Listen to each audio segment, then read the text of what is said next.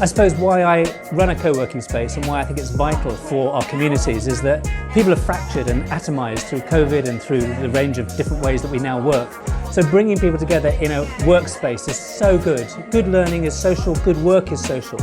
And so those of us who run co-working spaces, especially if we're thinking about inclusion, we're thinking about those people furthest from the labour market, people who are underrepresented in groups, these places are really places where magic happens because you're providing a good quality service, but you're also helping and strengthening that kind of integration and helping people who are in work to support those people who aren't in work and those people who are furthest from the labour market to see and to be in a space that they can be affirmed and supported.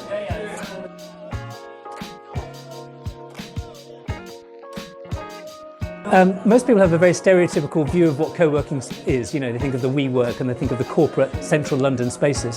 What's exciting now is that there's a whole range of co-working models springing up all around the country.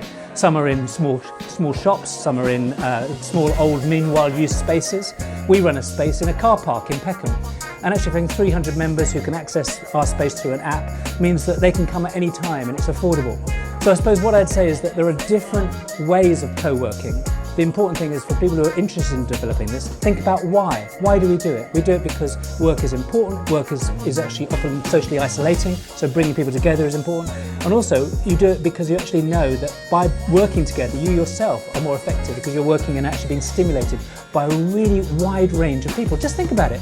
In one workplace, you might have 40 or 50 professions. This idea of learning from different sectors and not being in our bubbles is really exciting. So I think anybody who's interested in looking at co-working should look at it, not only as a member to join, because the network is amazing. You know, your network is your net worth increasingly. So finding people of your like to be linking with is great.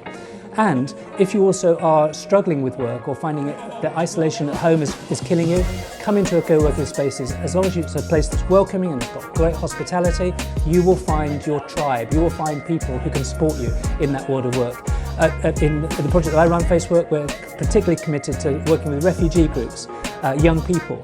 And actually there's a way that we can actually make sure that local authorities, housing associations, organisations who have a statutory duty of care for young carers, for example, are able to be more proactive and say, here's a really smart way of helping those people by gifting membership to a co-working space. Trial it, test it, of course, make sure it's effective. But there's so many opportunities now that co-working has in our community, in our society, to actually make sure that quality work and people actually enjoying their work, and that has to include some element of socialisation and social impact, is there.